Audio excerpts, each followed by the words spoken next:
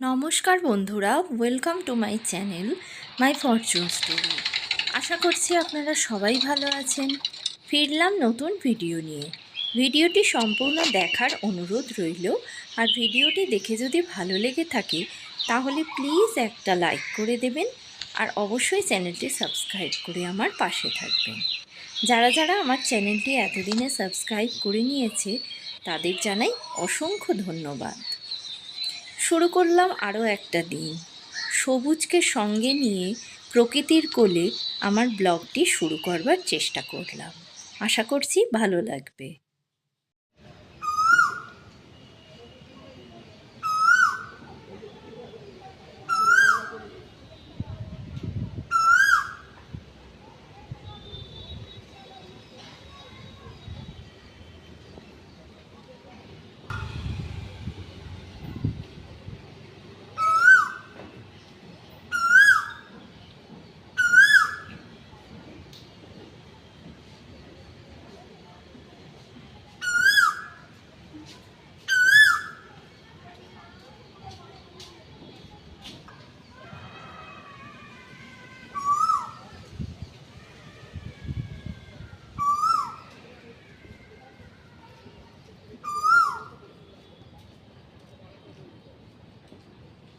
বসন্তের দুধটিকে অনেক করে খোঁজবার চেষ্টা করলাম, কিন্তু খুঁজে পেলাম না।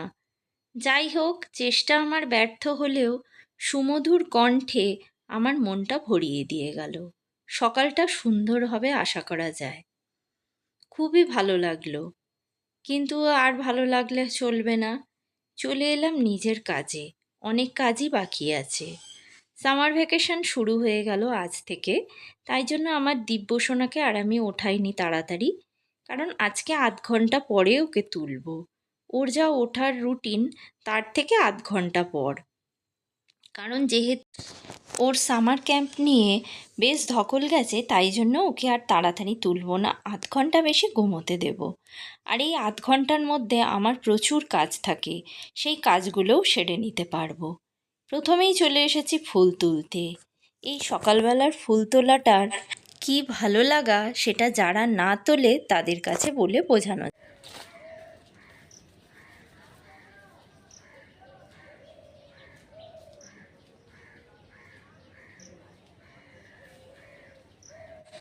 এরপরে রোজ সকালের মতো দিবাকরকে প্রণাম জানিয়ে আমি আমার দিনটা শুরু করি।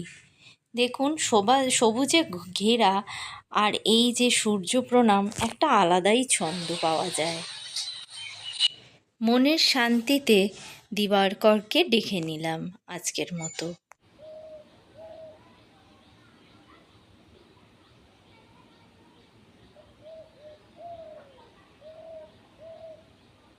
এরপরেই চলে এলাম সবুজ গাছের দিকে। দেখুন, ছোট্ট ছোট্ট গাছ, কিন্তু কি সুন্দর ফুল দিয়েছে। এটা গোলাপি জবা, আর এর জন্য পুরোপুরি আমি ক্রেডিটটা দিই আমার মেজদিকে। কিছুটা বড়দির ক্রেডিটও আছে। এটা হচ্ছে ডবল জবা, আর আরেকটাও ফুটেছে, সেটা গোলাপি জবা। এত ছোট গাছে যে ফুল ফুটবে আমি ভাবতে পারিনি। এর জন্য আমার দিদিদের থ্যাঙ্কস জানাচ্ছি, আর অবশ্যই সোনাইকেও। ও যদি আমার বাড়িতে গাছগুলো না দিয়ে যেত তাহলে এটা হতো না।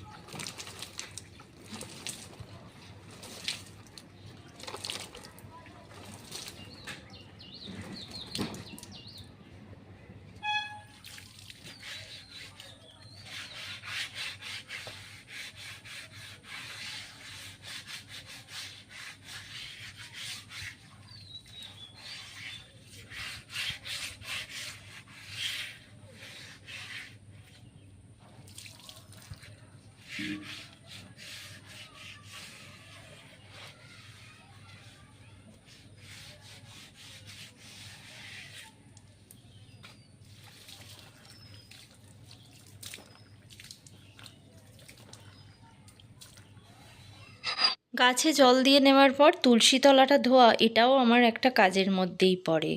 আর দেখুন শাশুড়ি মা এখনও শুয়ে আছেন। উনি একেই অসুস্থ, তারপরে বয়স হয়েছে, উঠেই বা করবে কি।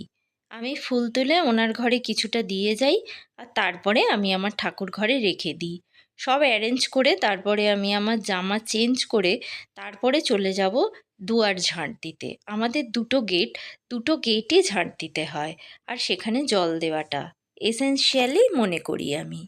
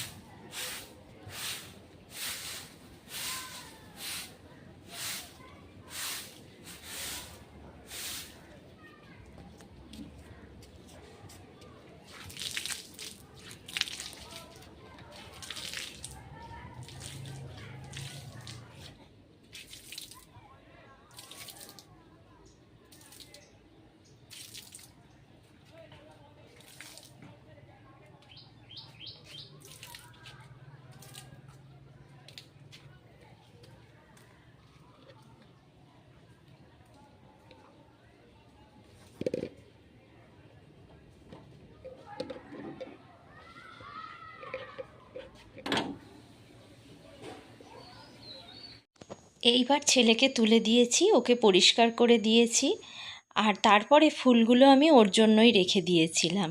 ও ফুল তুলতে বেশ পছন্দ করে, আর ফুল তুলতে দিলে না ওর মনটা বেশ ভালো থাকে। ওকে যা বলি সেটাই ও শোনে। ফুল তোলাটা ওর কাছে খুব ভালো লাগার, কারণ মামনি ওকে এই অভ্যেসই করে দিয়েছিল। সকালবেলা উঠেই ও ফুল তুলতে যেত, সেই জন্য ফুলের সঙ্গে ওর একটা আলাদা সম্পর্কই হয়ে গেছে। আর এর জন্য থ্যাঙ্কস সোনাই আর বড়দি মেজদি, কারণ ওরা না হলে আমি এটা আজকে পারতাম না। সোনাই বাড়ি বয়ে এসে ফুলগুলো দিয়ে গেছে, আর ওরা পুরোপুরি প্রিপেয়ার করে রেখে দিয়েছিল। এর জন্য আবার থ্যাঙ্কস জানাই ওদের। হচ্ছে বাউলি কে দিয়েছে? জেঠু। তোমার খুব পছন্দ? হ্যাঁ। ভালো লাগছে? আনন্দ পেয়েছো? হ্যাঁ। জেঠুকে থ্যাঙ্কস জানিয়ে এসছো? হ্যাঁ। কখন?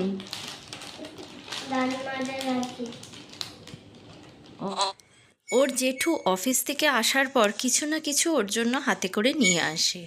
তবে সেটা যে রেগুলার বেসে তা নয়, তবে মাঝে মধ্যেই নিয়ে আসে। তো আজকে বলতে কালকে রাতে ওর জন্য বাউলি এনে দিয়েছে। তো জেঠু তো জানতো না যে আজ থেকে ওর সামার ভ্যাকেশন পড়ে যাচ্ছে। ভেবেছিল যে স্কুলেই নিয়ে যাবে টিফিনের জন্য, কিন্তু যেহেতু ভ্যাকেশন পড়ে গেছে কি আর করা যাবে, ও বাড়িতেই খাবে। আর এর জন্য ওর তো আনন্দে ধরছে না। এটার মধ্যে 4টে ফ্লেভারের আছে, তো ও কোনটা খাবে সেটা তো ও বোঝে না, যেটা পছন্দ ও তুলে নিল। আমি সেটাকে কেটে আর প্লেটে সুন্দর করে ওকে সাজিয়ে দেব। জানেন তো, ছোট হোক আর বড়ই হোক, প্লেটে যদি সুন্দর করে খাবার সাজিয়ে দেওয়া যায়, তাহলে কিন্তু সব মানুষেরই মনটা ভরে যায়, আর খেতেও খুব ভালো লাগে। খাবারের স্বাদ যেন বেড়ে যায়। আসলে খাবারের স্বাদ একই থাকে, দেখতে সৌন্দর্যের জন্য মনটা ভরে, আর তার সঙ্গে বোধহয় পেটটাও ভরে যায়। তো ওকে আমি আজকে এই শুকনো খাবারই দেব, যেহেতু আমাদের রান্নার মাসি আসতে অনেক দেরি হবে, কারণ ও পড়তে বসবে। আরে ও দেখুন, বহু প্রতীক্ষায় কিভাবে বসে আছে, কখন আমি ওকে আর কি এই টিফিনটা দেব, ব্রেকফাস্টটা। যেটা ও টিফিন নিয়ে যায় স্কুলে, সেটাই আজকে ও ব্রেকফাস্ট করবে। এটা ওর কাছে খুব আনন্দের ব্যাপার। তো কেক, বাউলি আর ওয়েফি এই দিলাম, যেটা আর ওয়েফি কেকটা তো ছিলই বাড়িতে, বাউলিটার সঙ্গে ও খেতে খুব মজা পাচ্ছে। এরপর ওকে আমি পড়তে বসাবো।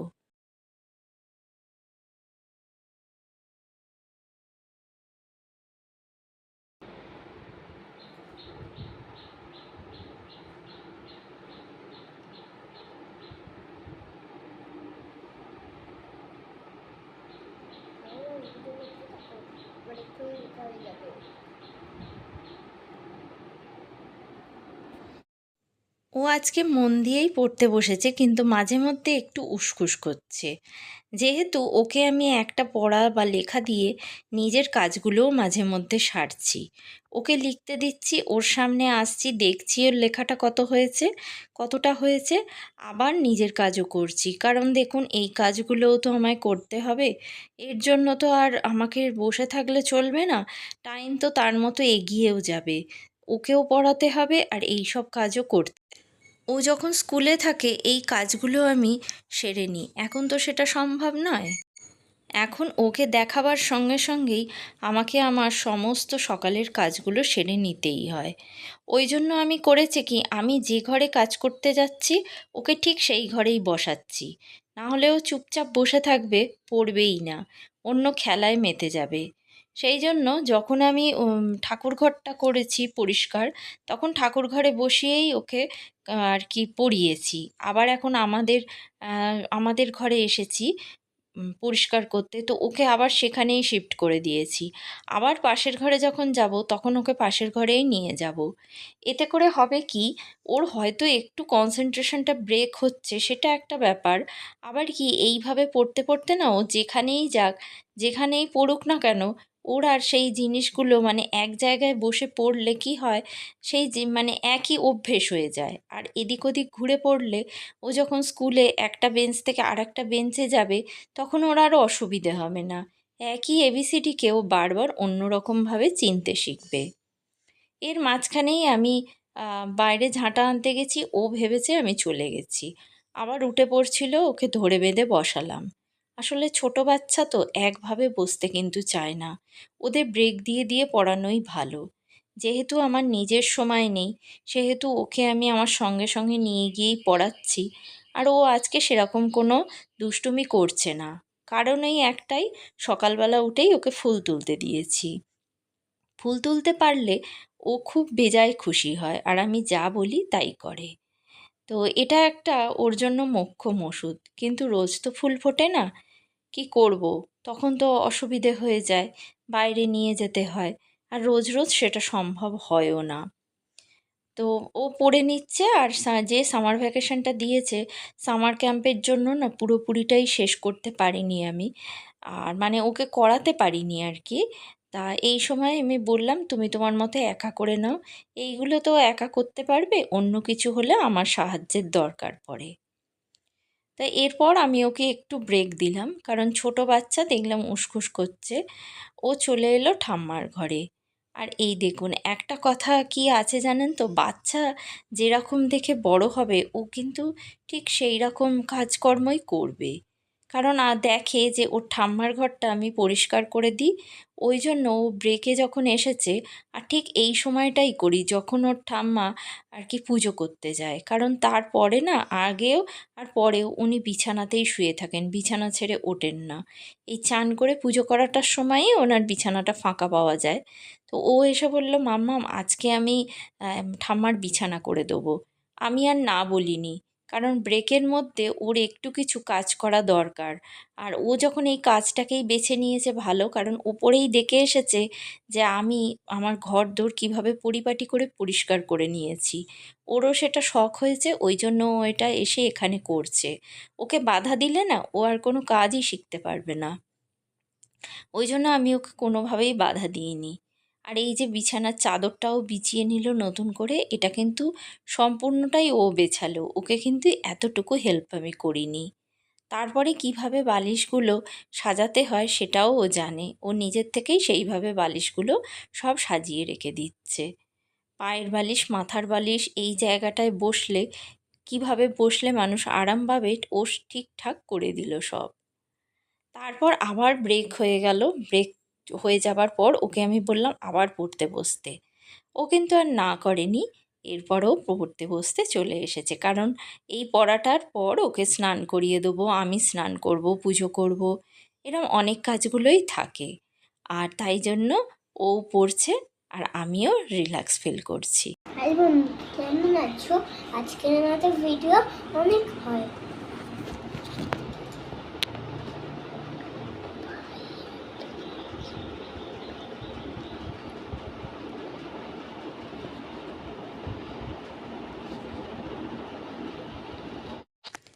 ওর একটু ভিডিওতে বলতে শখ হয়, তাই জন্য ও বলে নিল, আমিও আর বারণ করিনি, বলতে দিলাম। তারপরে আমার স্নান হয়ে গেছে, ওকেও স্নান করিয়ে দিয়েছি। এবার আমি পুজো করতে চলে এলাম। কারণ এইভাবেই সকালটা আমার আজকে কাটলো। আর জানেন তো, যা কিছু করার মানে যেটা আমায় করতেই হবে আজকে, তাড়াতাড়িই আমি সব কিছু করে নিচ্ছি। কারণ এত পা থেকে কোমরের যন্ত্রণা শুরু হয়েছে না আমার, কি বলবো, বেশিক্ষণ দাঁড়িয়ে কিছু করতে পারছি না। কিছু করতে হলেই এত মানে কি বলবো, শরীরটা এত খারাপ হয়ে পড়ছে যে আমি দাঁড়িয়ে কিছু করতেই পারছি না। যা করেছি না, শরীরটাকে খুব টেনে আর মনের জোরে পুরোপুরি। ঠাকুরকেও ফুলটা তাড়াতাড়ি করেই দিয়ে দিচ্ছি মনের জোরে। আর এই দেখুন, সেই নতুন গাছের নতুন ফুল ঠাকুরকে দিয়েছি। কেমন লাগছে অবশ্যই কমেন্ট করে জানাবেন। আর ঠাকুরকে কেমন লাগছে আমার, কেমন সাজানোটা হয়েছে বলবেন। মায়ের তো হলুদ ফুল পছন্দ, মাকে হলুদ ফুল দিয়েছি আর এই নতুন গাছের গোলাপি ফুল। ভগবতীকে এই গোলাপি ফুল দিয়েই পুজো করেছি। আর যে গোলাপি জবা, আর একটা যে গোলাপি জবা আছে, সেই গোলাপি জবাটা মা লক্ষ্মীকে দিয়েছি। কারণ ধরা হয় যে গোলাপি জবা নাকি মা লক্ষ্মীর প্রিয় আর কি, মা লক্ষ্মী, এটা লক্ষ্মী জবা বলা হয়। লক্ষ্মী জবা আর একটা আছে, কিন্তু এটাকেও বলা হয়। যাই হোক, মন ভরে প্রাণ ভরে পুজো করে নিলাম। পুজো করবার পর এবার আমি একটু জপে বসবো, আর তারপরে জপ করব। একটু জপ টপ করে নিজেকে একটু রিল্যাক্স করব। দেখুন তো আমার তিরুপতি বালাজিকে কেমন লাগছে, সবাইকে ফুল দিয়ে সাজিয়ে নিয়েছি।